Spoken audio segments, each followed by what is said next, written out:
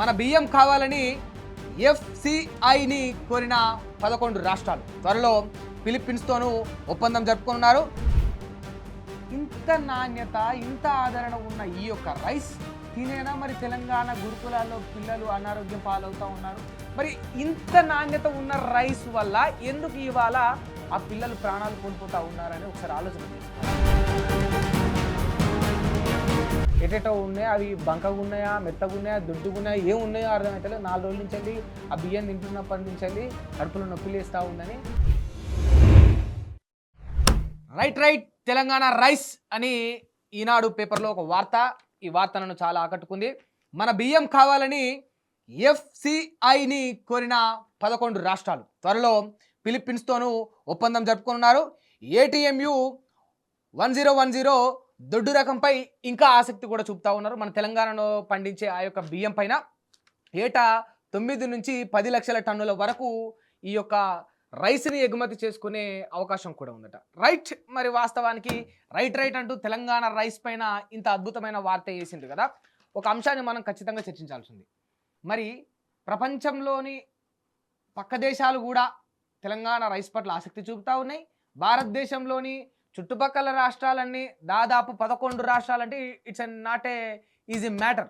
11 రాష్ట్రాలు తెలంగాణ రైస్ వైపు మొగ్గు చూపుతున్నాయంటే ఇక్కడ రైస్కి ఎంత ప్రాధాన్యతతో ఉండాలి, ఎంత నాణ్యత ఉండాలి, ఎంత మొత్తంలో మనం పండిస్తూ ఉండాలి. మరి ఇంత నాణ్యత ఇంత ఆదరణ ఉన్న ఈ యొక్క రైస్ తినేనా మరి తెలంగాణ గురుకులాల్లో పిల్లలు అనారోగ్యం పాలవుతూ ఉన్నారు. ఈ రైస్ తినేనా తెలంగాణ గురుకులాల్లో పిల్లలు ప్రాణాలు కోల్పోతూ ఉన్నారు. మరి ఇంత నాణ్యత ఉన్న రైస్ వల్ల ఎందుకు ఇవాళ ఆ పిల్లలు ప్రాణాలు కోల్పోతూ ఉన్నారని ఒకసారి ఆలోచన చేసుకోవాలి. ఏ రైస్ వాళ్ళకు పోతా ఉన్నాయి? Who is the contractor? దీనికి బాధ్యత వహిస్తుంది ఎవరు? ఎటువంటి వ్యక్తికి వాళ్ళ బాధ్యతలు అప్పగించారు? ఇక చచ్చిపోయారు అయిపోయింది అనుకుంటే ఇది ఒడిసిపోయే ముచ్చట కాదు. ఎందుకంటే ఒక నిండు ప్రాణం ఇవాళ కేవలం బియ్యంలో నాణ్యత లేకపోవడం వల్ల, పెట్టే ఆహారంలో కల్తీ జరగడం వల్ల ఒక పసి ప్రాణం, ఒక పసి నిండు ప్రాణం పోతా ఉన్నది. ఇది ఇట్లనే కానీ ఆపేయకపోతే, ఇందులో మార్పులు కానీ రాకపోతే భవిష్యత్తులో ఇంకా అన్యం పుణ్యం తెలియని పిల్లలు చనిపోవాల్సి ఉంటుంది. దానికి కారకులు ఈ ప్రభుత్వాలే అవుతాయి ముమ్మాటికి కూడా. ఎందుకంటే ఇవాళ రైస్ గురించి ఇంత గొప్పగా వార్త చేస్తూ ఉన్నారు. రైట్ తెలంగాణ రైస్ అని ఒకసారి మీరే చూడొచ్చు. రైట్ తెలంగాణ రైస్ ఇంత గొప్ప వార్త మరి తెలంగాణకు సంబంధించి చేసిండ్రు, ఇంత గొప్పగా చెప్పుకుంటా ఉన్నారు. మరి ఏ రైస్ వల్ల ఇవాళ పిల్లలు చనిపోతారు అన్నారు కూడా ఒకసారి క్వశ్చన్ చేసుకోవాలి. ఈ వార్తా పత్రికలు కావచ్చు, ఇక వార్తలను ప్రచారం చేసే ఈ యొక్క శాటిలైట్ ఛానల్ కావచ్చు, ఎవరైనా సరే వాస్తవాన్ని వెలికి తీసే ప్రయత్నం చేయండి. ఎందుకంటే ఒక అంశం మంచిగా జరిగింది అని గొప్పగా చెప్పుకోవడం కంటే కూడా, అంటే ఇది ఇంత గొప్పది, తెలంగాణ ఖ్యాతి పెరిగింది రైసును పండించడం వల్ల, పలు రాష్ట్రాలకు మనమే పంపిణీ చేస్తున్నామని గొప్పగా చెప్పుకునే కంటే ముందు ఫస్ట్ మనం సిగ్గుపడాలి.